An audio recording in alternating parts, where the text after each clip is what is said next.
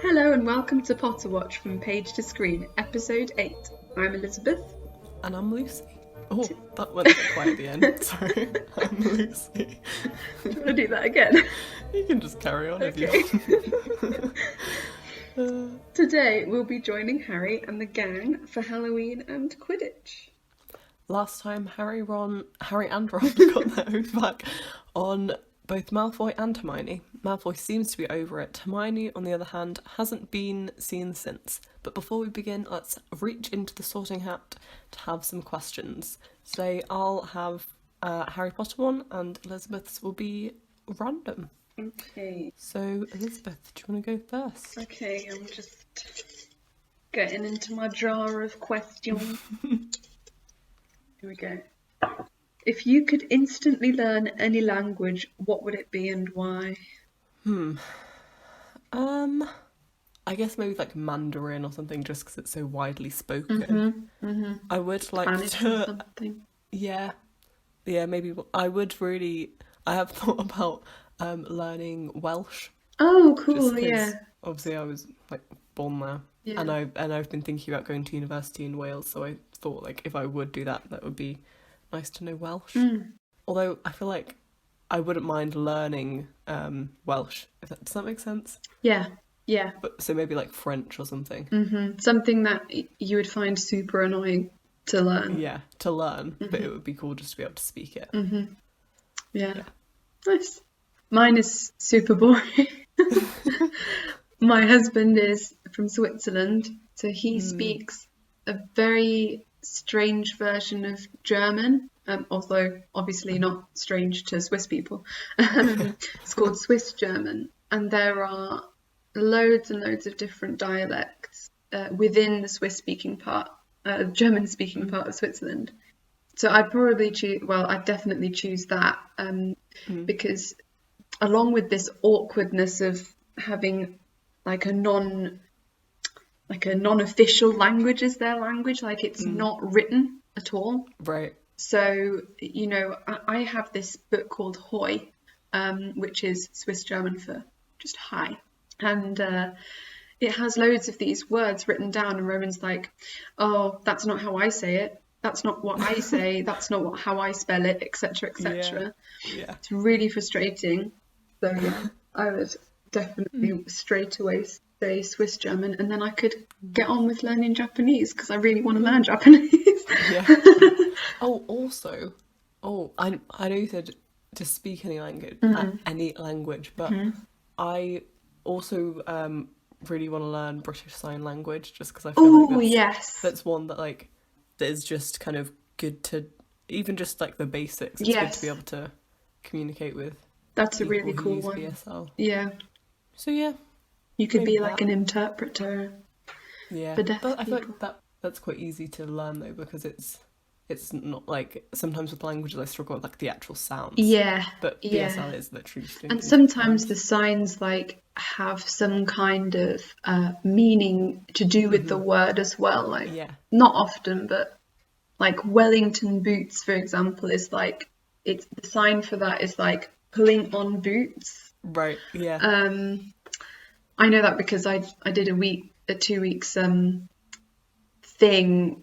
I can't remember what it's called. Job experience, work experience. Yeah. Work experience. At a special needs school, and we all learnt that in assembly.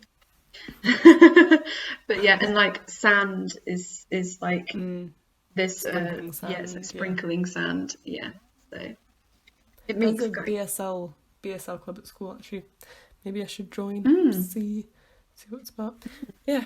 Okie dokes. What's your Well, Harry Potter question? lovely. Mine, I know I say this every single time, but I keep forgetting to delete delete when I've like asked it. So if you think I've said this already, which I may have, okay. If I have, I'll delete it now. Anyway, it's if you could choose one thing to be included in the films that wasn't included, what would it be? Have we talked about this I before? don't think we've talked Okay, about cool. this. Well, we can talk about it again, Yeah. I guess. One thing. Oh, that's hard. Maybe we have to. I can't remember. Yeah. I can't remember at all. Or just another thing. We might pick different things than we did last time. Yeah, probably. The first thing that comes to mind for me is Peeves, and also the whole kind of Marauders backstory. Yeah. That's not really in the films. I think I would choose Harry explaining everything to Voldemort while they like circle each other in the Great Hall for the battle, their last battle. Yeah. Find that quite a satisfying read. Yeah. He's just like laying into him. Yeah, that's a good one. And also just all the issue is there are a lot of things that I really love in the books that aren't in the films, but most of them I wouldn't want to be in the films. Yeah, I mean, my one, I guess, to watch that in a film, it's kind of boring. You know, I can see why they changed it. Although when my dad read the final battle between Harry and Voldemort at the time, he was like, J.K. Rowling is obviously just writing this to be easy for the filmmakers. He was like, it's just writing it for the films, basically. And I was like, well, it's really good, so I don't care. But obviously, the filmmakers disagreed because they wanted a bit more action, you know. Which talking I think was a good choice. Yeah, although I don't really like what they did, but I think I'd prefer that than to just watch some people having a conversation. Yeah. What is it going to take, Tom? You tried to kill me as a baby and it didn't work. It didn't work. It's over. Yeah. It's never. Anyway. We can't get into that because we're quoting the whole thing. Yeah. All right. So let's get on with Halloween. I'm so excited for Halloween, by the way. Me too. It's a full moon. It's a full moon this year as well. Yeah, it was a full moon on 1st of October, and it's a full moon on Halloween. Oh, that's so cool. Yeah. I wore my Halloween dress yesterday. I have like a black dress with white like pumpkin faces and bats and stuff, and it's glow in the dark. But I'm very excited. Yeah. So you can imagine my excitement about reading about Halloween at this time. So when we see Halloween in the film, it's just got like tons of flying pumpkins with different faces on and the usual candles and stuff. But in the book, alongside the pumpkins, there are, quote, 1,000 live bats, close quote, flying around the Great Hall. So I don't know how I feel about I think it would be kind of cool, but at the same time, like 1,000? Yeah. 1,000. Real life bats. Like pooping everywhere as well. Yeah. I wonder if it's one of those things that it's like, I don't know, is it actual bats? Is it like or is bats it like that have been enchanted to look like they're alive? Kind of like chocolate frogs. Yeah. Yeah, that's or like probably... you have the little witches flying around the trees. This is in the films. You have the witches flying around the trees. Yeah. I think it's probably just for show, not real. I hope. That'd be a bit weird. Yeah. But anyway, in the film, Quirrell interrupts the feast during dessert. But in the book, it says that Harry was just helping himself to a jacket potato. So the feast hadn't really begun when Quirrell came in. They hadn't really had much, well, if anything, to eat. Which really pulls at my heartstrings. I'm like, no food. The Halloween feast as well. Yeah. Don't even get to dessert. I know. That's but they get to have it in their dorms later, so. Oh, that's true, yeah. That's kind of more fun, isn't it? Yeah. But still. I think if I was a first year, I'd be like, damn it, I'm a flipping troll. This is my first feast. Yeah. Quirrell in the book runs right up to Dumbledore and like slumps against the table to make his announcement instead of like proclaiming it like in the middle of the Great Hall. I much prefer this in the film, to be honest. Yeah, it's funny. I love the scene he creates. Yeah. It It's very reminds me of dramatic, with him like yeah. fainting as well in the middle. Yeah, it reminds me of you know that bit in A Very Potter Musical when Quirrell says, "I haven't had this much fun since Saint I Nick's think Death he Day says near party in yeah in 1991. 1990 yeah," which and I've seen people on like Tumblr and stuff be like, "Oh, like that was when he ran into the Great Hall and like fainted." Like I love the idea of Quirrell being like, "Oh, and then I'll run in, Oh, and then I'll faint, and then I'll like, oh no, I should run," you know, like planning it all up, being like, "Oh my gosh, what will cause the biggest scene?" Like really taking his time, enjoying it. that's true. So I really like it in the film. Although I think it makes more sense if he was really, I don't know, but I just think it's fun in the film. Yeah. I don't know what makes more sense, to be honest. Like, you would want to say as quickly as possible, although, um, and like in his position, he has Voldemort on the back of his head, so he doesn't really care about scaring children or whatever. Right. Yeah, what I mean is if he was actually if he'd actually just found a troll in the dungeon, it He'd would make more probably just be sense like, to go up to hey, Dumbledore and be like, "Hey, there's a troll in the dungeon. Thought you ought to know," you know. you might want to sort that out. Yeah, exactly.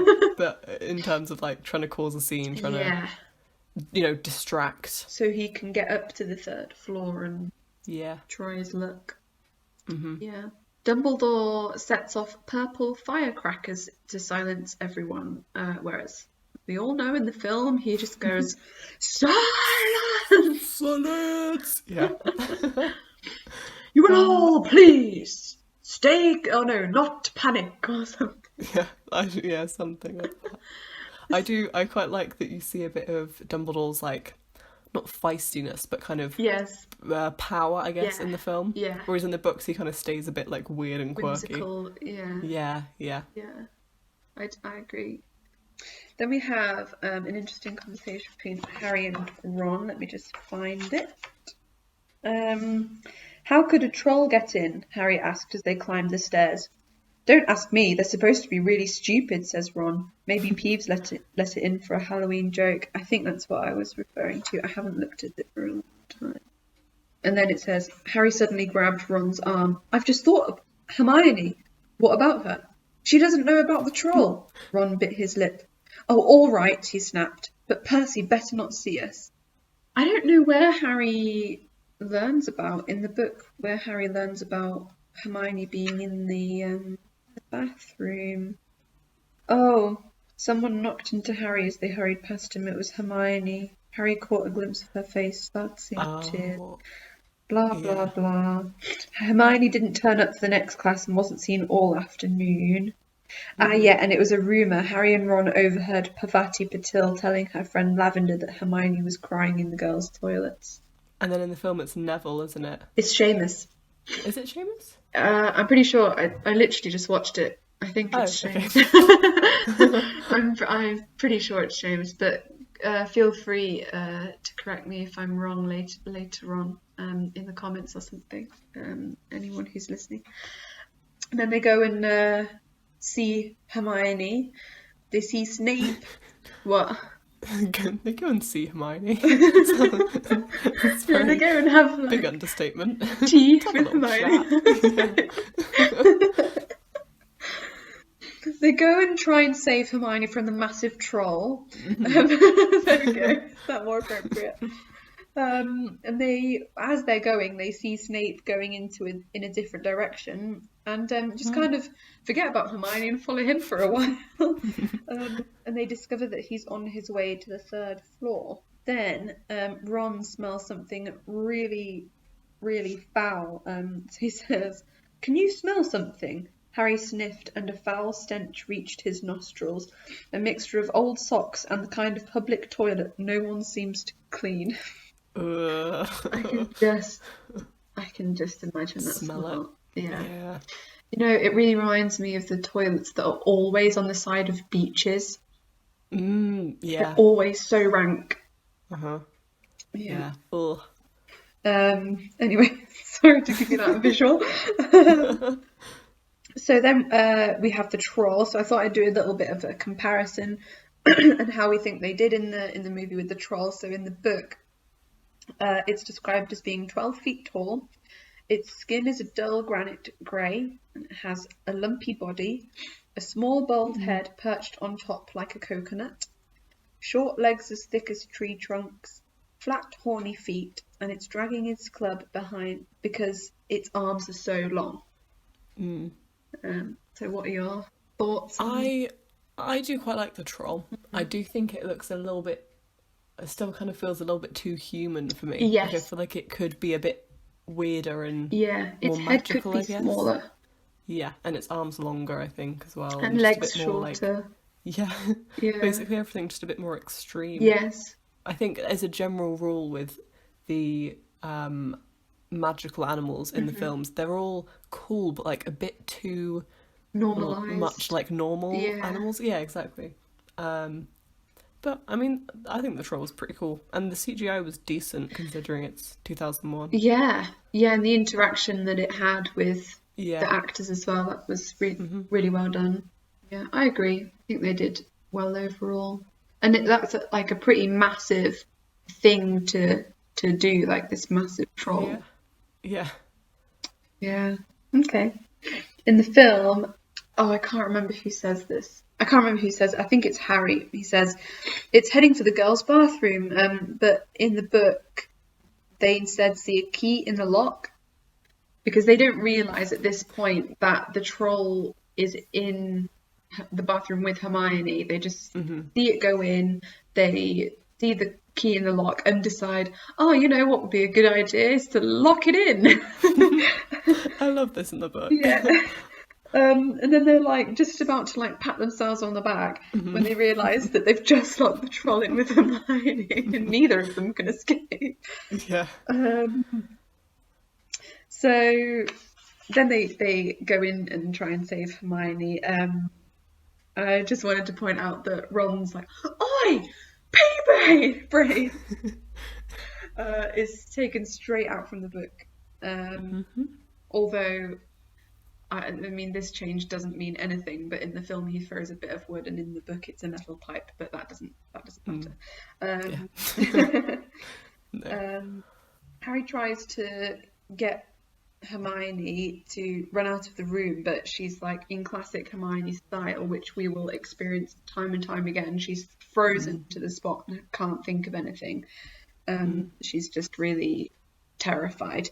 Now in the book, something then happens, which is quite miraculous. It says Harry then did something that was both very brave and very stupid. He took a great running jump and managed to fasten his arms around the troll's neck from behind. Now, I'd never ever thought about this before. No, until reading through this, I was like, oh yeah, how? So I was like, is this physically possible? Like, am I just like being too like, conceited about this? Like, could it actually be possible? So I looked up all of the things. So the average height of an 11-year-old boy, according to healthline.com, is 4.5 feet, 4.5 feet. Sorry, foreigners, you'll just have to work with our weird system. The troll has a small head compared to its body. So let's say that its shoulders stand about 11 feet above the ground. I thought that was quite a safe thing to say. Yeah. Harry's arms have to hold on. So that might give him, say, half a foot less to jump. But that still leaves Harry, by my calculations, a 6-foot jump in order to reach the troll shoulders. According to topendsports.com, the highest any person can jump is around 2.3 feet. And that's if you're amazing at jumping. So it's quite clearly not possible. Yeah. And I don't quite know why she wrote that. I don't want to be that Harry Potter fan, but could it just be magic? Yeah. Like how like when the wind catches him and he gets on top of the roof, like yeah, exactly. Yeah. Yeah, I mean, but she could have said, she could maybe have clarified. It is a bit of a weird one. Yeah. It is really, really weird. Yeah, Really, especially considering as far as I can remember, there aren't really many other cases of like non-intentional magic while they're at Hogwarts, if that makes yes, sense. yeah, yeah. Because So now that yeah, he's like aware, older and aware. Yeah, yeah, exactly. yeah, it's not accidental anymore. Like he can't, he's not like he's powerful, but he's not a really one of those really powerful wizards who can manipulate or control his magic like that. Yeah. Yeah. So in the film, it makes a little bit more sense. So I just watched it just to clarify what happened. So Harry runs at the troll, and the troll is like holding his club behind his back, and because his Yeah. arms are long and the club is large and long, it like almost touches the floor, and Harry managed to grab onto the club. Yeah, Then the and then he troll swings it back up. flings it back up, and yeah, and then Harry ends up onto his shoulders that way. Yeah. So it makes a bit more sense. So yeah, Yeah, I mean, I think we agree that the film's a bad idea because, like, yeah. yeah, because Harry doesn't perform an impossible. Could you imagine? Imagine just for a second watching the film and like they actually just had him like just stand and then just jump and land on the troll's Yeah, and shoulders. just be like Ron saying, "How the heck did you do that?" And he's like, "I don't know, magic." Yeah. Magic. Duh. Yeah, exactly. Yeah. Well, that was quite interesting. In jumping onto the troll's back, Harry sticks his wand up the troll's nose, and the troll is now like flailing around like mad in the This book. bit always makes me feel a little bit sick. Yeah. The idea of him sticking his... Yeah. It's like that bit in Guardians of the Galaxy where Groot, like, puts his fingers up that guy's nose. Yeah, And there's then, a like, bit in Pirates of the Caribbean where Davy Jones like puts all of his tentacles through Yeah. a man's skull through his nostrils. Yeah. Yeah. Ew. Ugh, I hate that. If I have to get tested for, if I ever have to get a COVID test, that's all I'm going to be thinking of. I've done the test. It's not nice. No. But I mean, if you do it yourself, it's quick. You get it over with, and you forget about it. So.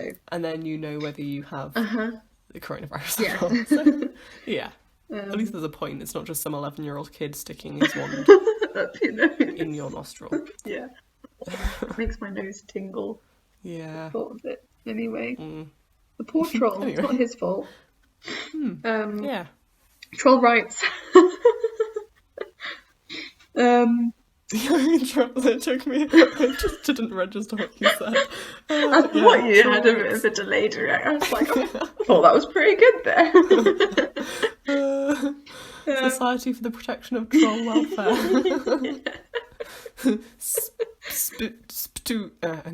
Anyway. So, in the book, I'd like to note that Ron thinks and performs Wingardium Leviosa all on his own without anybody else's help. Yay, Ron! Yeah. Congratulations. You're not the film Ron. Yeah. Well done. Do something. What? Anything. Wish and click.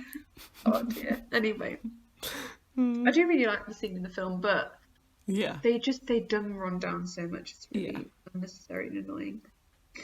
Another bit that really gets me in the film, and they do this all the time in films, is that Harry like has to like shuffle backwards. Like, why doesn't he just shuffle to the side? So much quicker and easier and less stressful. But anyway, he doesn't need to shuffle backwards in the film because he's still on the troll's back, so he like falls with the troll. He's not like on his shoulders, so his legs wouldn't get crushed, like he's hanging from his back. Yeah. And then they say their lines word for word from page from the book. From the book. So it says, "It was Hermione who spoke first. Is it dead?" "I don't think so," said Harry. "I think it's just been knocked out." He bent down and pulled his wand out of the troll's nose. It was covered in what looked like lumpy grey glue. Ugh, Ew. troll bogies. I think That bit's so much worse in the book. Lumpy grey, like, what? Yeah. It sounds so much Because in the film it's kind of just like gungy, greenish But I kind of. hate it when they feel the need to do this all the time in films and TV programs. Like, why do they feel the need, especially in kids' films, to do something gross? It's like, it's a big gripe of mine with like loads of films. Yeah. There's always like a sneeze or Oh spit God. Yeah. or, yeah. Ugh. Anyway. Gross. Like, for me, that doesn't add anything to a film. It just makes me cringe. I guess we're not the demographic for most kids' films, to be fair. Yeah. True. Fairness. To give them credit, we're not children. not their target. Yeah. So when the teachers come, Ron is in the in the book. It's been a while since I've written the script for this episode. I forgot that this happened. Ron is still holding his wand in the air. Like, I don't know, like from shock or something. Like, I guess so. Like, did I really just do that?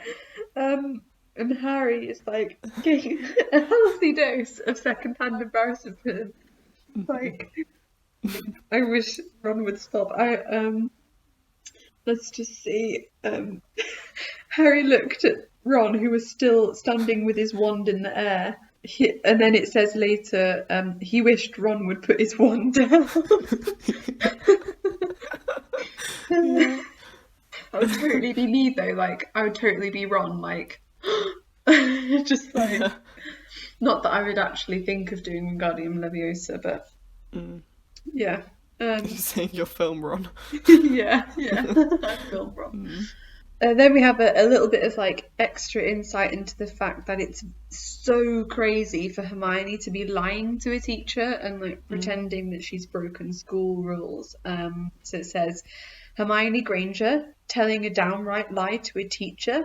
It was as if Snape had started handing out sweets.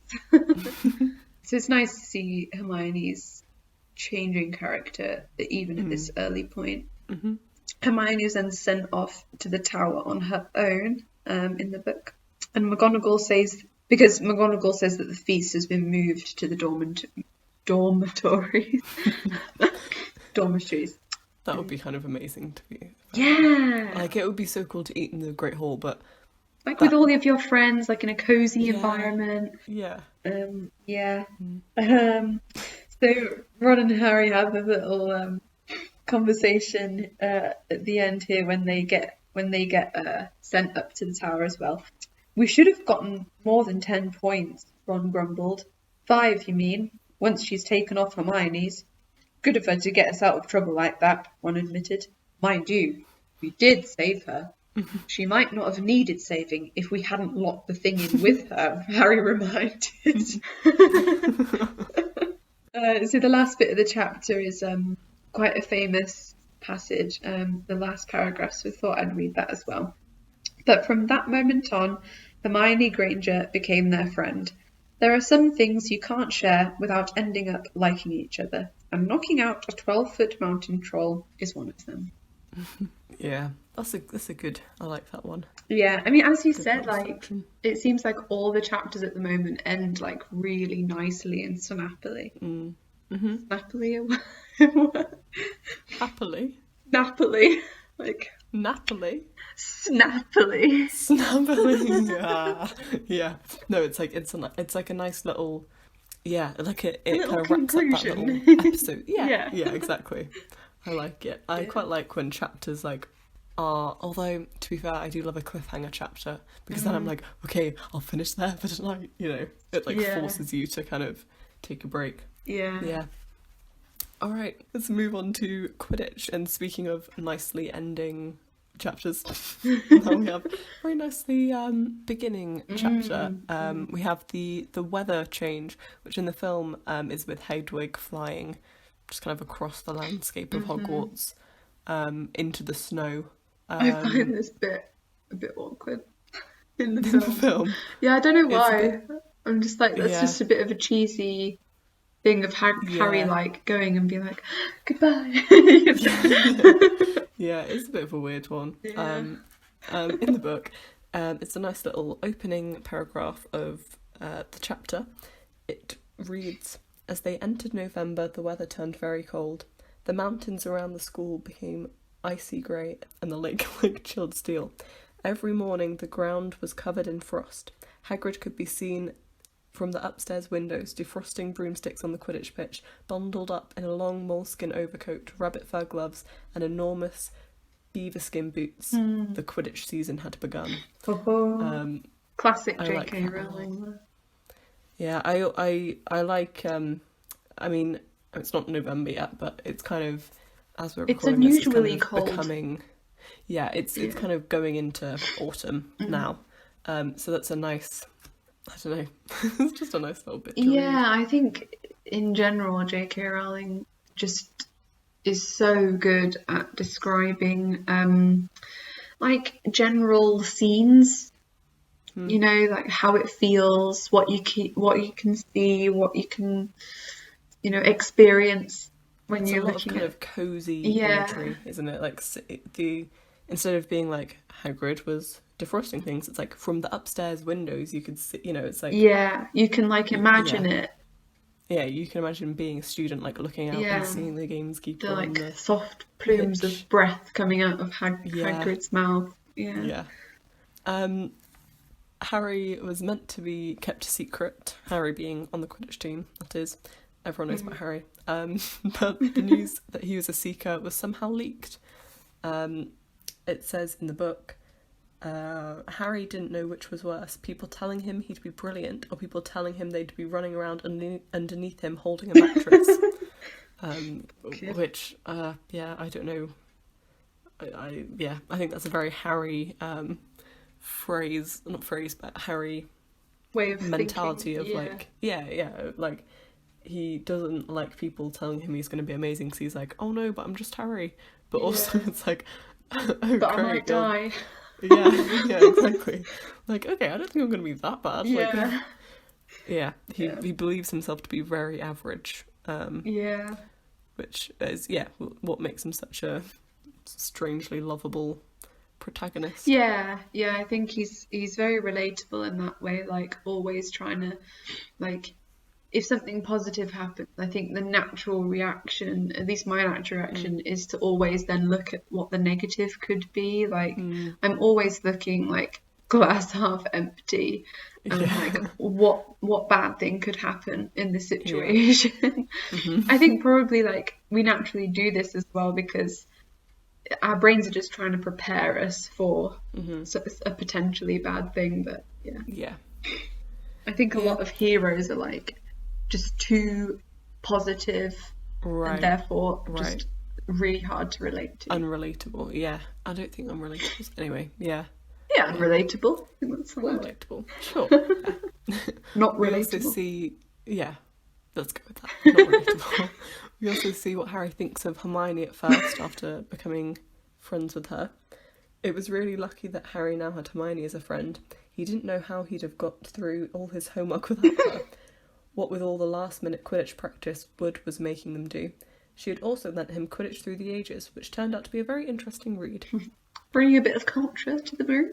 Yeah, exactly. I mean, that really just sets up the whole rest of the series of, like, The Harry dynamic. wouldn't know how he'd do his homework since he had Quidditch, and it's pretty great. It's kind of, like, I don't know how to feel about that though, because it's like, all Hermione is good for is helping them out with homework. Yeah, I guess that's kind of his first impression, isn't it? It's like, oh, nice, now I don't have to do as much homework. And I mean, I definitely have friends like that where it's like, oh, what would I do without you? And in my silent studies at school. So I think it's quite a funny way to set it up. I agree. And then the three gather in a courtyard. They gather around a fire that Hermione has conjured inside a jar. Snape sees Harry holding Quidditch Through the Ages and makes up a rule that he's not allowed to have books outside the school and confiscates it. I hate Snape. Anyway. Yeah. He's a child. He's such a child. It just shows how much he has not grown. Sorry. Yeah, he's really like living in. Yeah, I mean, I don't understand why Snape would want to be a teacher.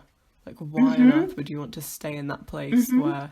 Like, sure, like, be Dumbledore's right-hand man, but, I like, guess. just live in the castle then. Like, I guess be the assistant actually, head, yeah. or Rather just than be interacting with kids. assistant to the Yeah. headmaster, Oh, it's really annoying. Yeah, it's very strange. This is in the book. This is where they all notice that he is limping. In the film, this happens during breakfast in the Great Hall. On the morning of the Quidditch Yeah. game. Yeah. Couldn't think of the word. Harry wants his book back to distract him because he's really nervous for Quidditch tomorrow. So he goes to the staff room, hoping that Snape wouldn't refuse if he's near other teachers. Oh, Harry, how much you have to learn.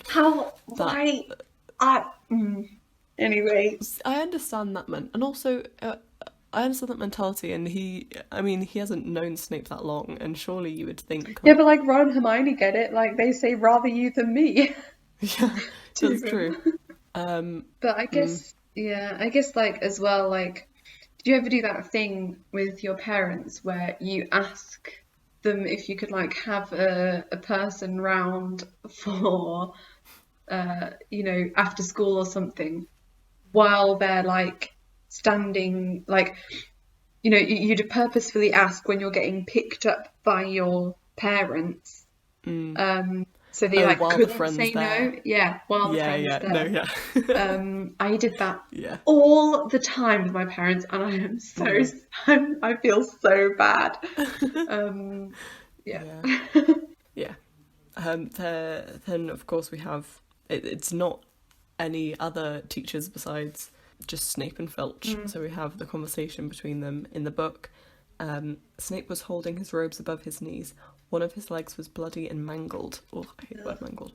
Anyway. Yeah. Filch was handing Snape bandages.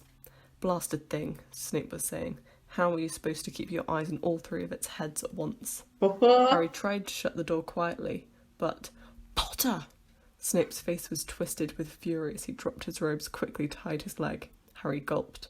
I just wondered if I could have my book back. Get out! Out!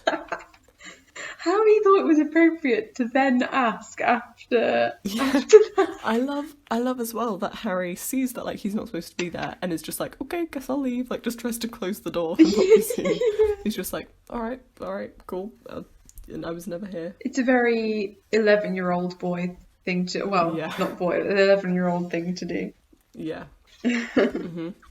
Then we have what Elizabeth has described in the doc as the Gleason threesome speculating. Would you care to elaborate on that, Elizabeth? I don't know why I wrote that. I think I was like, wrote it out like, they were all talking, and I was like, I can't be bothered. I'll just do Gleason threesome speculating. Perfect. That sums it up quite nicely. Yeah. They're all just, this happens a lot, doesn't it, through this series, where they're all just sat, often on the Hogwarts Express, actually, just having a chat about, like, what's going on and, who's doing what and what's, and then we have Dean Thomas being described as the West Ham fan. That was so weird for me when I first read that. Like Seamus and Dean the West Ham fan, like Neville, Seamus, like we already know who they are, but apparently we have no idea who Dean is, so we have to be has to be clarified that he's the one that likes West Ham. Why? So weird.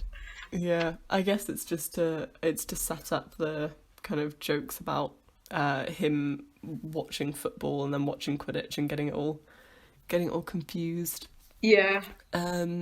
It's Dean as well that, along with Hermione, makes a large ban of Harry with a lion on it that Dean draws out the words for, that says Potter for president, and then I believe Dean makes it and then Hermione kind of enchants it.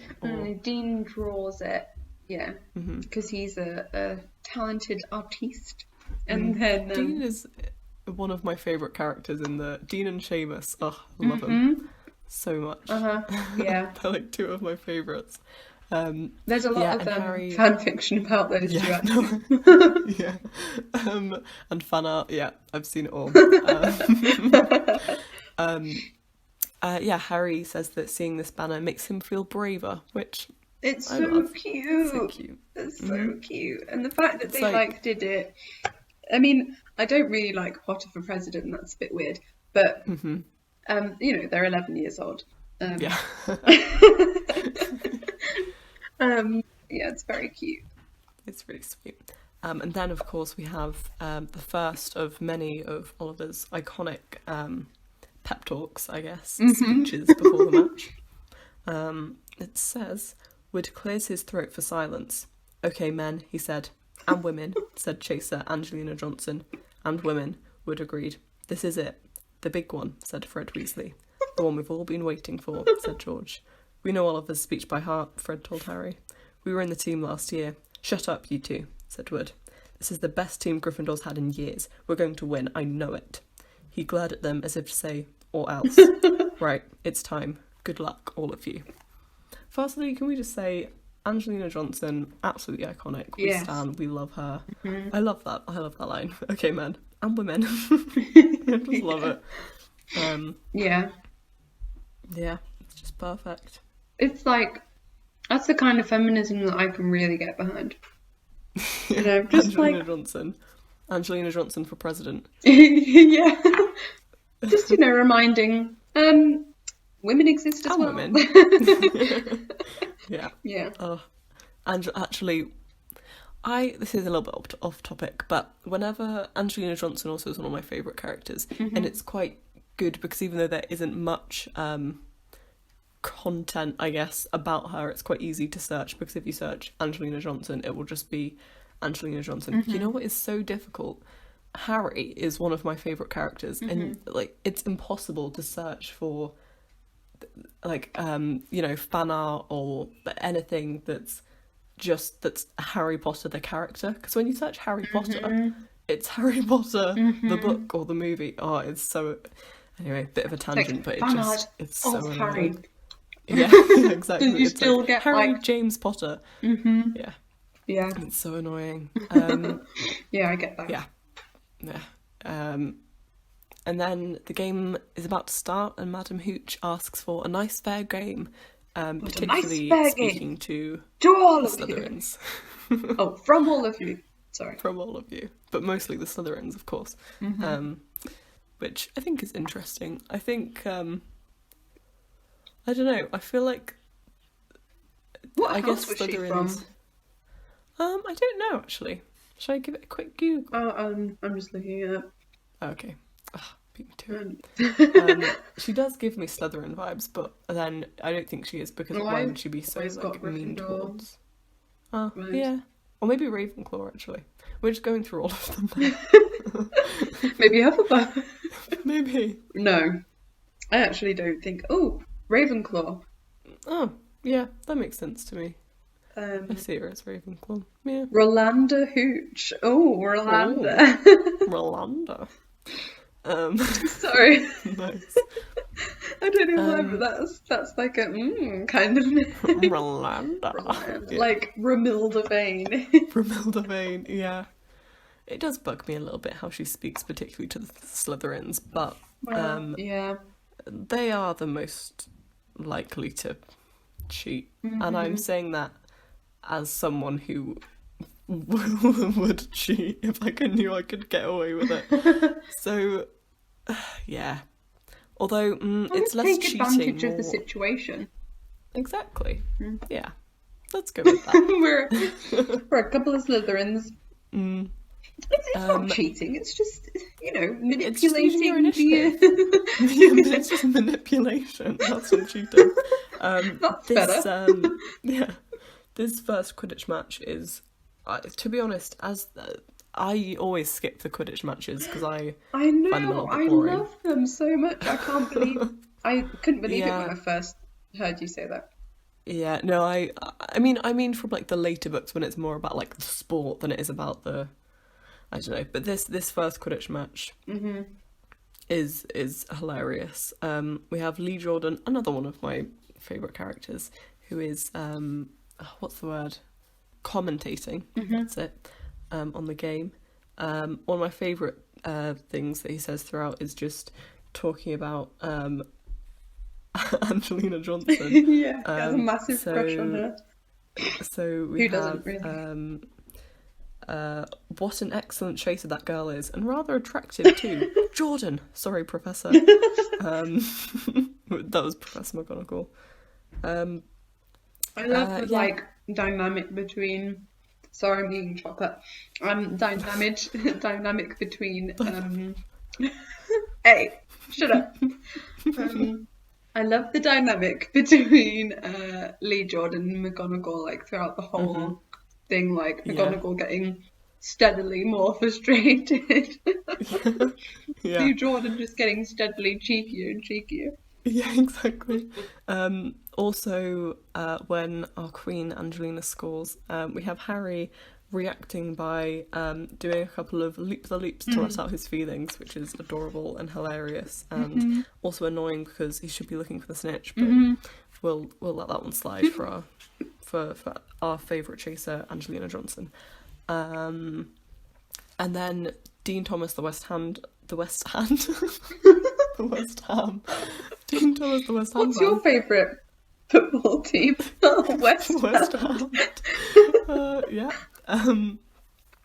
But he yells, "Send him off, ref, red card." And Ron says, "This isn't football, Dean. You can't send people off in Quidditch. And what's a red card?" And then Lee Jordan says, Lee Jordan was finding it difficult not to take sides. So after that obvious and disgusting bit of cheating, Jordan, growled Professor McGonagall. I mean, after that open and revolting foul, Jordan, I'm warning you. All right. Flint nearly kills the Gryffindor Seeker, which could happen to anyone, I'm sure. So penalty to Gryffindor. Yeah, I think that first Quidditch match is just really fun and, you know. She said, J.K. Rowling said that she hated writing Quidditch, but I was like, clearly not in the first one, because you clearly had a lot of fun with that. Yeah. Then maybe because she hated it, she wanted to have as much fun as possible. Yeah, I guess so. Yeah. In the film, Harry's broom lurches a bit more gradually than it does in the book. No, in the film, it's really sudden. In the book, it lurches a bit more gradually. And then, in the film, he just kind of gets thrown off it a little bit. Which I guess is more dramatic. Yeah. I think in the book, it just kind of mentions every so often, like, "Ooh, what's my room doing?" Yeah. Hermione only sets Snape's robes alight enough to distract him. Then she scoops up the flames, and puts them back in her jar. Which, I mean, again, in the film it's way more dramatic. In the book, it makes a little bit more sense, just in terms of like trying to be sneaky. Hey, you're on fire! Oh my gosh, I forgot about that. Yeah. Pointing out the obvious. That guy. You're on fire. Yeah, for sure. He's really my favourite character. Shouting man in Harry Potter and the Philosopher's Stone. Quidditch and spectator. Yeah. Flint is howling, "He didn't catch it, he nearly swallowed it," which turns out to be very important later in the series. Oh yes, true, very topical. When Harry gets the snitch from Dumbledore. The conversation with Hagrid about the Snape theory is pretty much the same, apart from Hagrid is kind of a bit more flustered about Snape in the book. His voice shaking, it says, "Can't have," Hagrid said, his voice shaking. "Can't nothing interfere with a broomstick except powerful dark magic." That's when he's talking about when they think Snape's... it says his voice is shaking. When they thought Snape was possessing the room, or was it like cursing the room? Hexing? Oh, no, they say spell on it. there's an anti, what is it? Because because they think that, oh, what is it? I I'm trying to think of the dialogue. It's really going to annoy me. It'll more like come to me in 10 minutes, and I'll be like, yeah, I've got it. Counter curse, well, curse, because Snape hadn't been muttering his little counter curse. Yes, okay. I may have succeeded. So yeah, I guess he was cursing it. That's pretty intense I guess he does have Voldemort on his head. So, and then spoilers. The other Snape. What are you talking about? the other difference that doesn't really make. It's not that important, but in the book, I believe. Not Dumbledore. Hagrid says he gets Fluffy off a Greek chappie, and in the film it's an Irish fella. The Fluffy is basically I wrote Itish fella instead of Irish. Oh no, I think that was me. Itish fella. Yeah. Isn't Fluffy supposed to, I can't remember what it's called, but the dog of the underworld. Cerberus. Yes, it has 3 heads in Greek mythology. It's important with Greek. I can't remember. I think we've talked about that before. I think I looked up what Fluffy what. Yeah, I think you did. Race he is? A type of dog? Breed. Species? Thank you. Yeah. Breed of dog. Race of dog. Which is why it does kind of annoy me a little bit that in the film he says Irish fella, because it just seems like one of those things that why can't you just say Greek chappie? Why I guess and then, in England we do have a thing with the Irish drink a lot. That's true. But it was Hagrid drinking, not the fella in question. That's true. Yeah. Yeah, bit of a weird one. And then also in the film, Hagrid has the "shouldn't have said that" line, which isn't in the book. It just says Hagrid looks furious with himself. I love the "shouldn't have said that" line. I like them both, but shouldn't have said that. Shouldn't have said that is iconic. Yeah, it's pretty great. Yeah, I agree. Okey dokes. Robbie Coltrane is so good as Hagrid. Yeah, he is perfect. Didn't he is Hagrid. J.K. Rowling specifically want him? I don't know. I'm pretty sure. She wanted Alan Rickman, but I am not sure about anyone else. Yeah. Okie dokes. Well, now let's have a quick little explore of the Marauders map. There is not much today, because from this point on in the book they're kind of just in the same place the whole time. But we do have the Quidditch Stadium, which is located at the lower end of Ben Nevis. Oh, cool. And Hogwarts is superimposed onto one of Ben Nevis's ridges, and then you have the I'll have to watch I didn't watch the Quidditch back. Because I cringe when I watch it in the first. The CGI is pretty horrific. It's like Sims characters. It's really, really bad. It's really bad. Yeah. I'll have to watch it back. That sounds cool. Let me grab my film. I didn't know it was Ben Nevis. That's really cool too. Yeah, it is. It is pretty cool. So now I'm reading from my film wizardry book. Basically, I'm just gonna kind of paraphrase it. Basically, they wanted something to give the people flying a sense of speed, because if they were just flying through the air with a really distant landscape background, you couldn't really tell how fast they were going, which is why they then added the the towers to the Quidditch Stadium. So you could have something to go on, mark the distance, I guess. I think the towers really make sense, because I always imagined the Quidditch Stadium in the book to be just stands, not towers and just stands, but the stands were really high. Really high. Yeah. So I kind of thought the same. That doesn't really make sense, but I guess to both be able to have the flying be clearly visible, you had to have sky in the background. But so that's really cool. I didn't realize that. They were planning on doing a Quidditch board game. Were you there? I think you were there when we found this out at the studio tour. Maybe it was me and my mum. And they had it Yeah. they had it laid out or something. Did they have it laid Uh-huh. out? I think so. Yeah. That rings a bell. It looked really cool, but they never Mm. really got Oh, anywhere. that sucks. Mm. So yeah, in terms of set compared to CGI, Chris Columbus mostly likes to do everything kind of, like in camera, very like least amount of CGI as possible, but obviously for Always a Quidditch good idea. it just Yeah. wasn't possible. So they built one of the kind of stands as a studio set and one of the towers, like the kind of top bit of the tower, and the rest was just CGI. Like copy and pasted. Yeah, exactly. Oh, nice. So yeah, That's a good that's idea it as well. And then I thought maybe we could have a little bit of a chat about how they dressed the Great Hall set for Halloween. Yes, Because gladly. we were lucky enough to go and see the Great Hall dress for Halloween last time we went to the studio tour. Were we? Oh, Yeah. yes, I remember. We went in November, so they Yeah. had all the pumpkins, they had all the Halloween sweets. Oh, and we It was were very looking at cool. like all of the.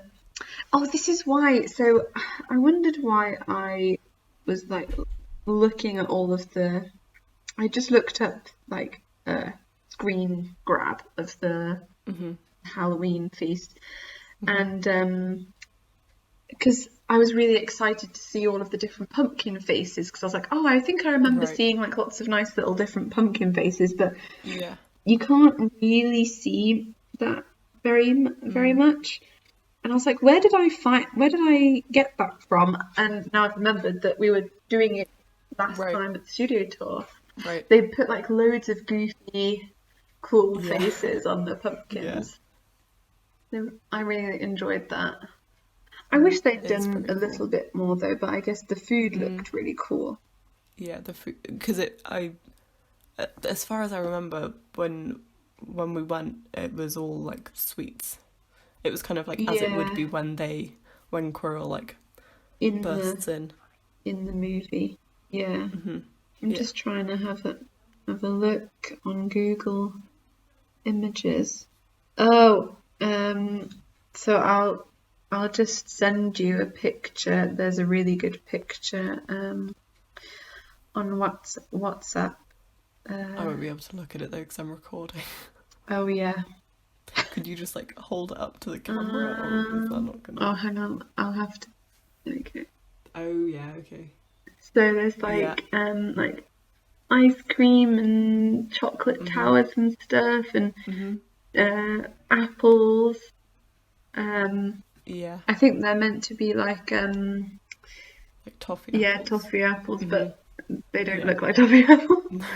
And then in the bottom, you can see like lolly and stuff. Yeah, well, I always remember the lollies because that like Draco is holding that big lolly and he like drops it down to the table and yeah, exactly. Yeah. I like the little bat that they've got on top of the pile of apples as well. That's really cool. That's super cute. Yeah. Oh, I want to go for a feast there. I wonder if they'll ever do, because the studio tour does a Christmas dinner. Yeah, Christmas. At the studio tour. I wonder if they'll ever do like Halloween feasts. Yeah, because I don't know about anybody else, but maybe not so much now because Roman is super into Christmas, so we do a little bit more for Christmas, me and Roman, than my family did for Christmas. But my mum always she almost prefers Halloween to Christmas. I think that's safe to say. More for Halloween. Yeah. I really want to decorate a little bit this year because we always just kind of like put a pumpkin outside and then we never really do anything. Yeah. So what I do is we used to have like these two big massive boxes just full of things, and my mum's best friend, well, I shouldn't say best friend, she's got lots of really good friends.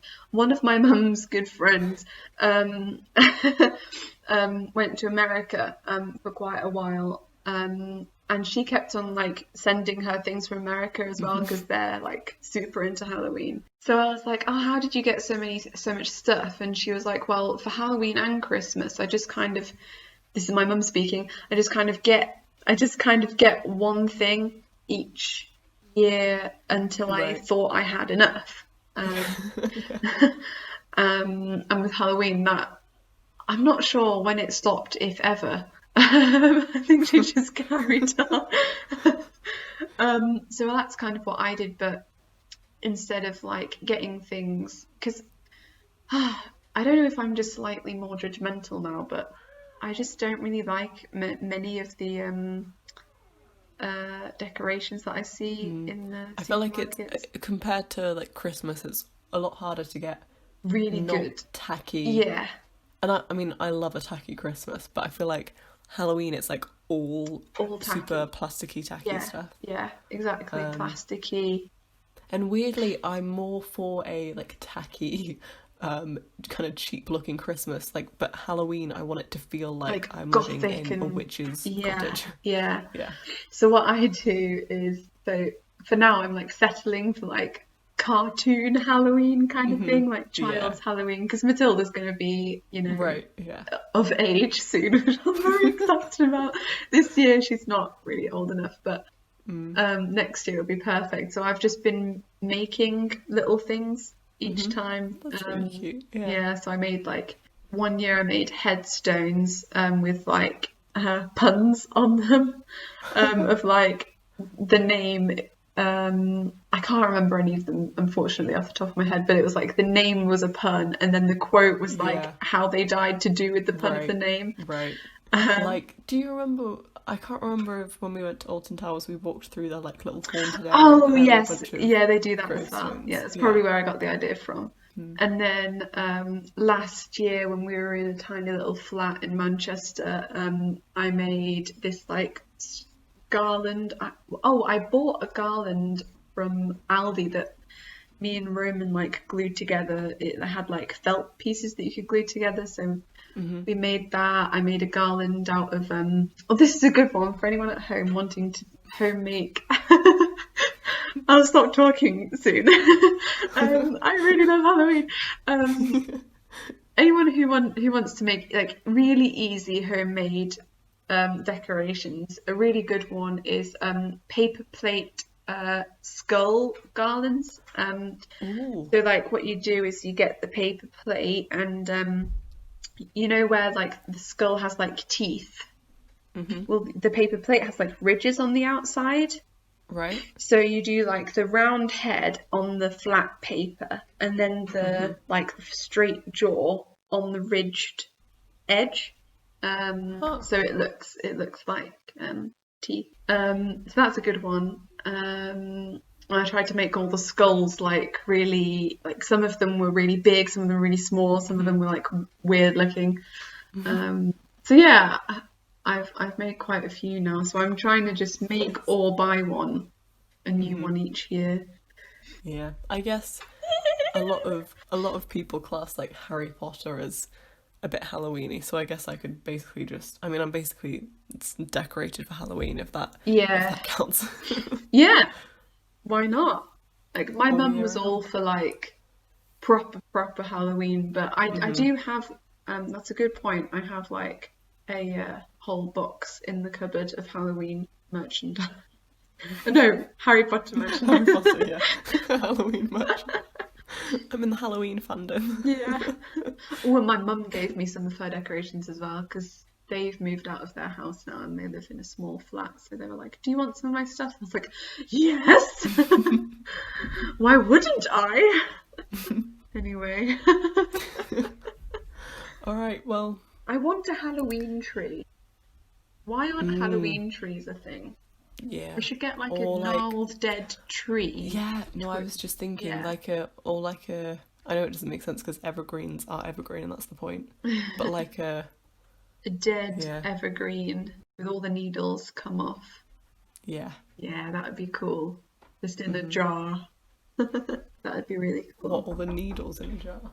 No, like that would be like probably how you'd mount it. My life, Oh, revolves around my jar collection. I have a jar collection. I'm obsessed with jars. Yeah, So I like love a you'd good put jar. like some rocks in the jar and then you could like just stick the I tree in see. that, and Yeah, it's quite easy. There you go. nice. October, people. I always like the trunk or treat. Yeah. Oh, They're cool. my cousins who are living in America, Mhm. they have like it's kind of like a family. It's like a family vlog channel, Mhm. and they also love Halloween. Ah, I'm very excited. Actually, I'm so excited for whatever they post in the run up to Halloween. nice, I'm very looking forward to it. nice. Um, I'm yeah. I'm really looking forward to actually when Matilda, like, Can appreciate yeah, it. can dress up and stuff. Like, there's just no reason for me or Roman. Mm. I'm not sure whether Roman. I'm not sure whether Roman will ever dress up for Halloween. I don't know. And I think I'll probably try and coerce him into like a family thing. But yeah, I'm really looking forward to like doing some games and inviting all of her little friends around. Yeah. Oh dear. Anyway,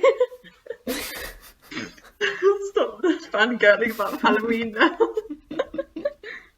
You know, I have like 5 Christmas jumpers. I need to get some Halloween jumpers. I don't have any Christmas jumpers actually, I had to or throw anything like 3 of them Halloweeny. away because they got really messed up during our move. They got like really Oh, threads got out. maybe I should buy a Ron jumper. But the necks are really uncomfortable, so you Mm. need like a. I think you would really suit a turtleneck, but I think you either Yeah, I wear need like a. turtlenecks quite a lot actually. Okay, there you go. I do think they should make those jumpers a bit more comfortable, Nice. Yeah. especially how expensive they are. But I guess wool How is much are they? expensive. 70 Oh, like or same kind of price 60? as like the 60 or Quidditch jumper. 70, yeah, around the same price as all the robes and the Quidditch jumper. Mm. Okay, anyway. I guess so that concludes this episode of Potterwatch from page to screen. Keep twiddling those dials. Keep each other safe. Keep faith.